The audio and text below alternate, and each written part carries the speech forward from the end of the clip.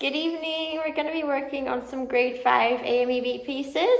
We're going to be looking at a difficult section from Moderato D major by Haydn, and also we're going to be looking at Glier's Rondo as well. We're going to focus on basically kind of the last section of the Haydn piece. This one's a little bit sneaky because we have a lot of those clef changes in the left hand. So if we look at measure 42, you notice the left hand's still in the treble clef. But then in measure 43, we go to the bass clef again.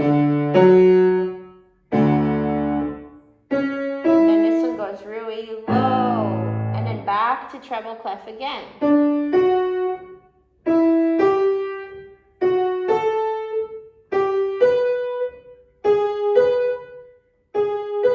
Back to bass clef again.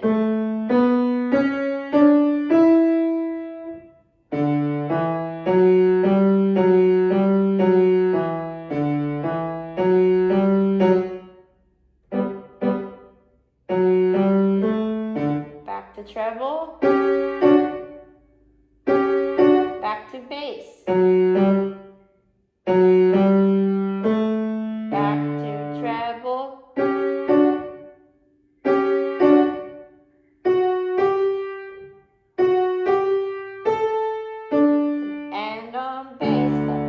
First, I'd recommend revising that left hand part first, doing the left hand first, so that way you can look at those clef changes in the left hand, and also noticing that they go quite low. So those bass clef sections, especially that A part, that A is quite low. And then you have to jump back up. That's from measures 44 to 45. After that, quickly revise the right hand. I think the main thing in the right hand is really having the correct fingering in measure 48. So the fingering in your AMEB book will actually be really the most comfortable fingering for this section. So I'll play through the right hand from measures 43 onwards. So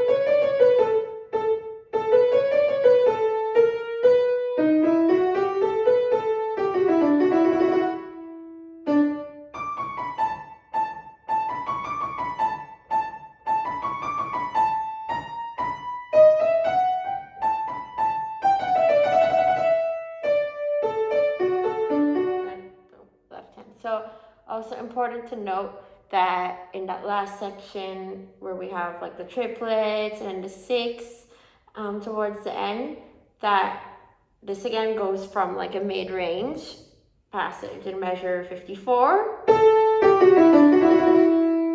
And you're jumping 2 octaves up to the D. So this D is really high up. So ba ba ba ba. So you're here.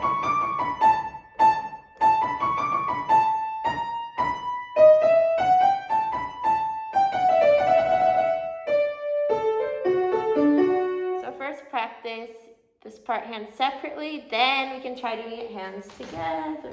So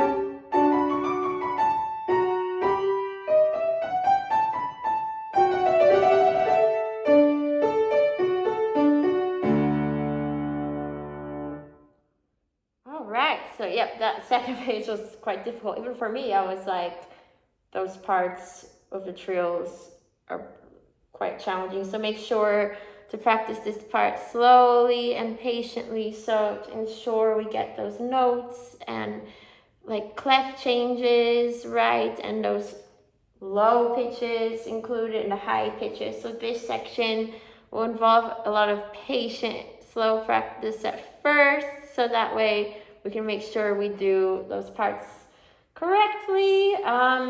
And then later, once that's feeling secure, then we can start moving it towards a finished tempo. Anyways, now we'll have a quick look at the glare. So in the glare, a part that's very difficult starts in measure 28. This is because we're seeing a lot of unusual harmonies in here, because glare is heading towards the contemporary period. So there's a lot of accidentals in this section. So although the piece is in G major, suddenly we start seeing all these random, well, not really random, but all these new flats and sharps that we're not expecting really. So for this part, definitely go slow, hands separately, getting those notes down. So we can start, we'll do the right hand first here. So we go from measure 25, 26, 27, 28. So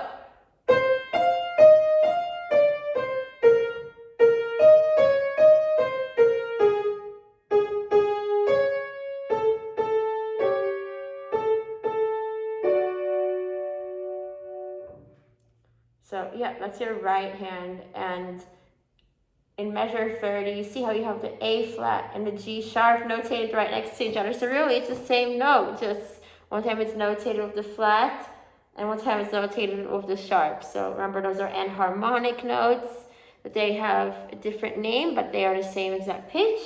And we'll have a look at our left hand. So we start again, I'm gonna do it from the same measure, 28. So we start with this part here, so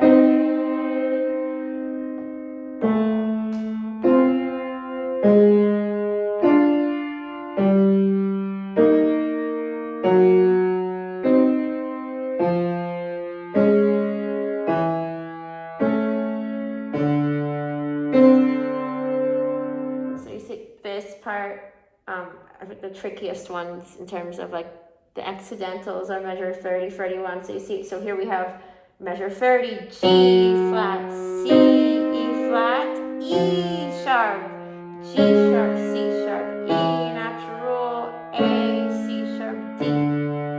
See, so remember, don't get too alarmed when you see the E sharp in measure 30. The E sharp, it's just like an F.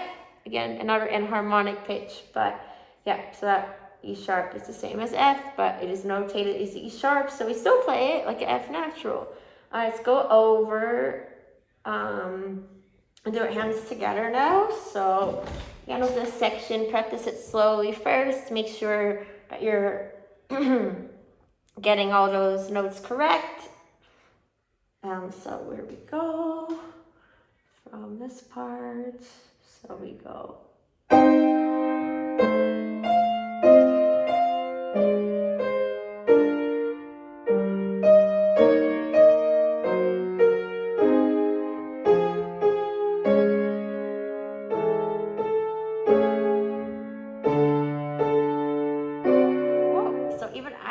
Mistake here in 31. I accidentally forgot to cancel the G sharp. So it's not that, it's actually ba, ba, ba. So even I made a little mistake here. Sorry for that. So remember, I'll do this again. So same section. Oh, no. A natural. And A flat.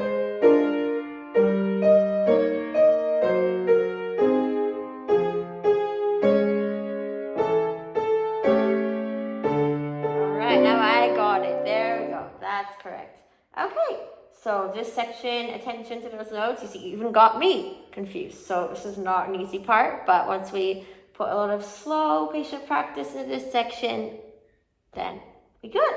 And then finally, I'll play through the whole song. And so the key thing is just making sure that we can express the different dynamic changes and some of the articulation.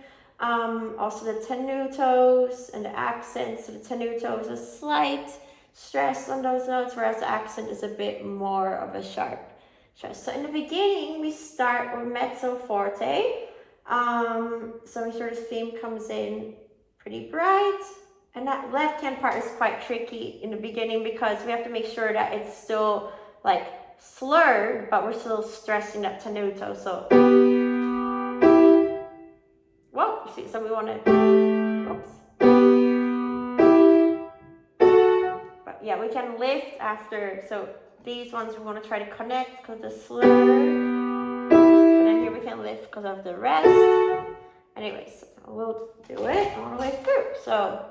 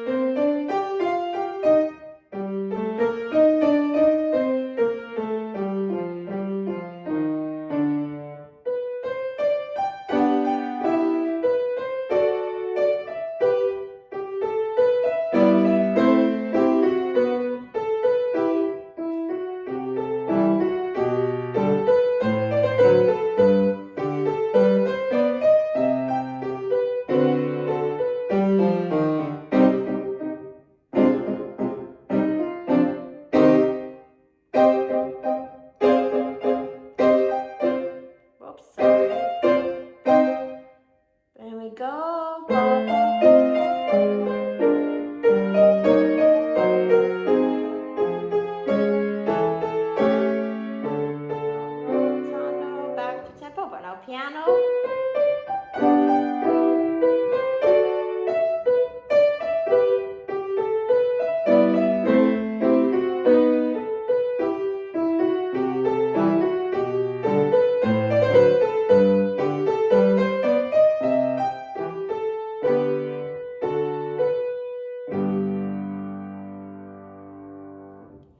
So yeah, it's not an easy piece. Even I made a couple little mistakes, but the main thing is try to keep it nice and expressive. Include those rallentandos with the ritardando at the end, so it allows us to slow down and fade out a little bit. So anyways, so good luck with these pieces. They are quite a challenge, but they are very nice songs, and happy playing.